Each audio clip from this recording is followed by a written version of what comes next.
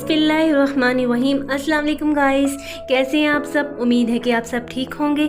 मेरी first video जिसमें मैंने अपना इंट्रोडक्शन करवाया था, माशाल्लाह बहुत अच्छा रिस्पांस आया। उम्मीद है कि नेक्स्ट भी अच्छा ही रिस्पांस मिलेगा।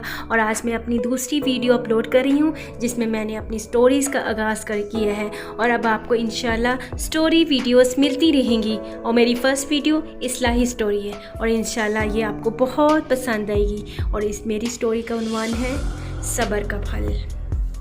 इंसान सोचता कुछ और है, होता कुछ और है। ये सब कुछ इंसान के इख्तियार में नहीं होता कि वो अपनी मर्ज़ी से सब कुछ बदल सके। इंसान के साथ जो कुछ भी ज़िंदगी से लेकर मौत तक होता है अल्लाह की रज़ा से होता है, लेकिन इस बात को वो बहुत देर से समझ पाता है। सनाबिल एक बहुत ही ज़हीन, होशियार, मेहनती और सुलझा हुआ लड़का था। इसकी 2 बहनें और एक छोटा भाई था। सनाबिल बहन भाइयों में सबसे बड़ा था। वो बहुत ज़्यादा ज़िम्मेदार इंसान था। वक्त बहुत तेज़ी से गुजरता जा रहा था। छोटी बहन नवेरा मैसी की तालबा थी। नवेरा से छोटी बहन का नाम साल था। वो BA इंग्लिश पार्ट 3 की तालबा थी। और सबसे छोटा भाई, इसका नाम समाहिर था। समाहिर FSC के इम्तिहान देकर फारिग हुआ था और रिज़ल्ट का बेचैनी से इंतज़ार कर रहा था।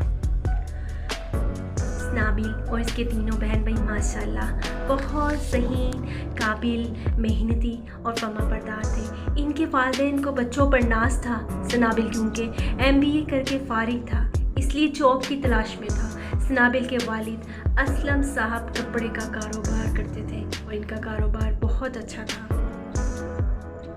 और इनकी अच्छी खासी इनकम थी। इनके कारोबार में इनके एक दोस्त भी शामिल थे। जैसे जैसे कारोबार बढ़ता जा रहा था, इनके दोस्त की नीयत में फतूर आता जा रहा था। वो कारोबार को अलग करना चाहता था, इसलिए रोज़ बरोज़ किसी न किसी बात पर झगड़ा करता ताकि असलम साहब खुद ही अपना काम अलग शुरू कर दे। असलम साहब इस बात से बेखबर थे। असलम साहब बहुत ज़्यादा सच्चे, भलेमांस और शरीफ इंसान थे। इनको होशियारी और चालाकी बिल्कुल भी नहीं आती थी। वो इसकी धोखाधड़ी से नावाकिफ़ थे।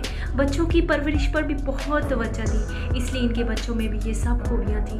बड़े तीनों बच्चों ने अपनी मर्ज़ी के मुताबिक जो पढ़ना चाहते थे सब्जेक्ट सेलेक्ट किए हैं, लेकिन अपने छोटे बेटे समाहिर को वो डॉक्टर बनाना चाहते थे। समाहिर की खुद की भी यही ख्वाहिश थी कि वो डॉक्टर बने, इसलिए इसने बहुत मेहनत से पढ़ा और FSC पार्ट 1 में बहुत अच्छे मार्क्स हासिल किए और अब पार्ट 2 के रिज़ल्ट का बेचैनी से इंतज़ार कर रहा था, क्योंकि वो एंट्री टेस्ट देने के लिए पहले ही बहुत तैयारी कर चुका था और इसके लिए बिल्कुल रेडी था।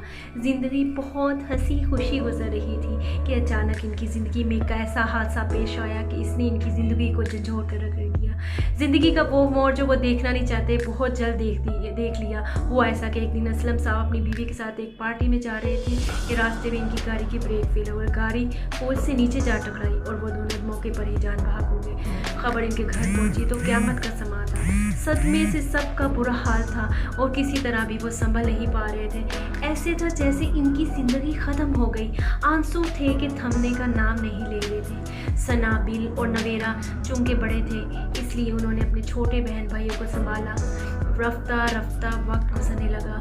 घर में मौजूद सारी जमा पूंजी ख़त्म होने लगी। सनाबिल तो पहले ही जॉब तलाश कर रहा था, लेकिन इसकी अभी तक अच्छी जॉब नहीं मिली थी। नवेरा भी पार्ट 2 मुकम्मल कर चुकी थी और MSc के बाद MPhil करना चाह रही थी, लेकिन हालात ने अभी से इजाज़त न दी और इसने अपनी तालीम को खैर बात कह दिया और वो भी जॉब की तलाश करने लगी। ज़्यादा अच्छी तो नहीं, लेकिन जैसी भी थी इसको एक करीबी स्कूल में जॉब मिल गई। तनख्वाह बहुत कम थी, लेकिन फारिग रहने से तो बेहतर ही था। असलम साहब बहुत ज़्यादा सादा थे। उन्होंने कोई भी इनकम जमा करके नहीं रखी थी।